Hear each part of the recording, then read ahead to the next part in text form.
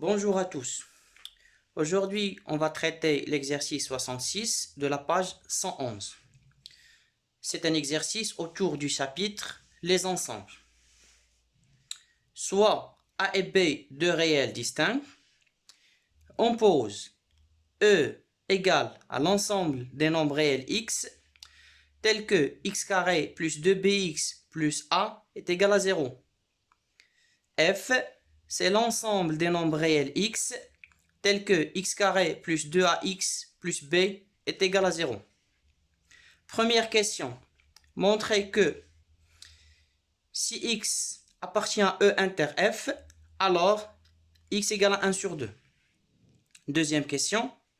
Montrez que si E inter f est différent de l'ensemble vide, alors a plus b est égal à moins 1 sur 4.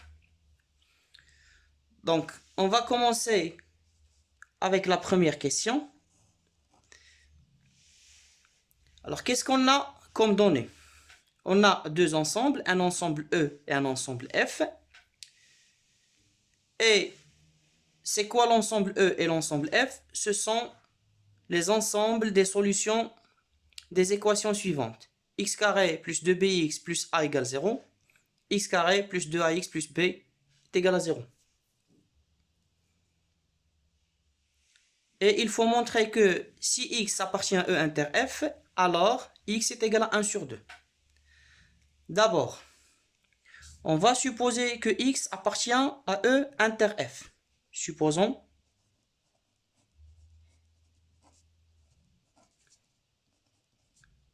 que x appartient à E inter f. Alors,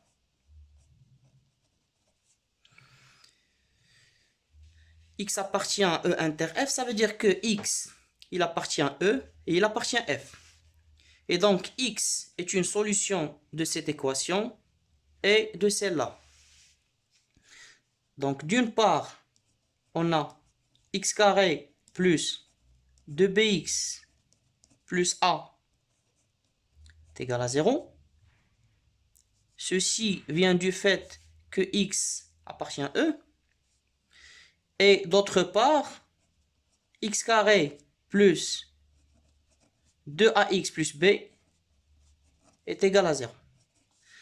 Car x appartient à f. Alors, on a ceci est égal à 0 et ceci est égal à 0.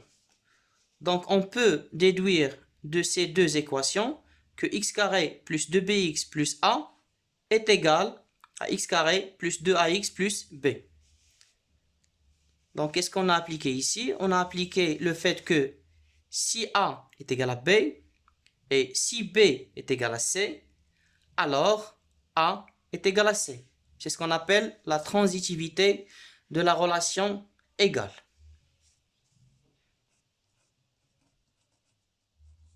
Donc, x carré plus 2bx plus a est égal à x carré plus 2ax plus b. Donc, on obtient une équation qu'il faut résoudre pour trouver que x est égal à 1 sur 2. Alors, remarquons que je peux bien sûr simplifier par x carré. J'obtiens alors une équation du premier degré d'un connu x. Alors, comme tout le monde le sait, pour résoudre une équation du premier degré, on va commencer par mettre les termes qui contiennent l'inconnu à gauche. 2bx, je vais déplacer 2ax vers la gauche, ça fait moins 2ax, est égal à b, et je déplace plus a vers la droite, ça fait moins a. Donc, alors maintenant, je vais mettre le x en facteur. Ça fait x facteur de 2b moins 2a est égal à b moins a. Il ne reste qu'à diviser par 2b moins 2a pour trouver la valeur de x. Mais avant de diviser par un nombre, il faut d'abord vérifier qu'il est différent de 0. Alors, dans les données, on a a et b sont deux réels distincts. Donc, on a bien sûr a différent de b. Donc, 2a est différent de 2b. Et donc, 2b moins 2a est bien différent de 0. Donc maintenant, je peux tranquillement diviser par ce nombre et j'obtiens x égale b moins a sur 2b moins 2a. Alors, remarquez qu'on peut mettre 2 en facteur. Ça fait 2 facteur de b moins a. Ensuite, on va simplifier par b moins a. Donc, x est égal à 1 sur 2.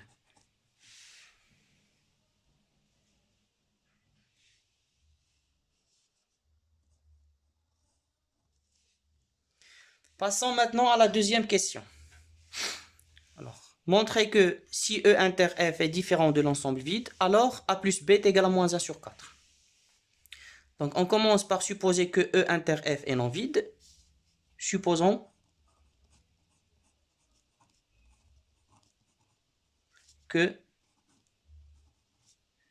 E inter F est non vide.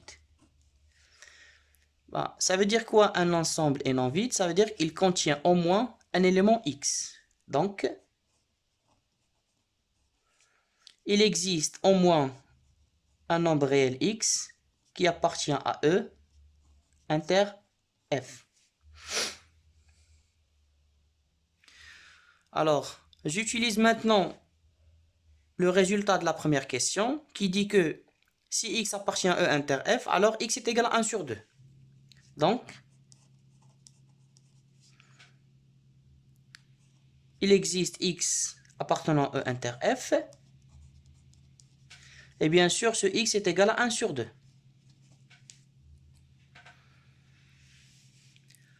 Alors, 1 sur 2, il appartient à E et il appartient à F. Donc, il vérifie ces deux équations. Donc, 1 sur 2 au carré, ça fait 1 sur 4. Je remplace X par 1 sur 2. Plus 2 fois B fois 1 sur 2, ça fait B. Plus A égale à 0. Alors, j'obtiens la même chose si j'utilise le fait que X appartient à F avec X égale à 1 sur 2. J'obtiens la même équation. Alors maintenant, je peux trouver la valeur de A plus B qui est égale à moins 1 sur 4.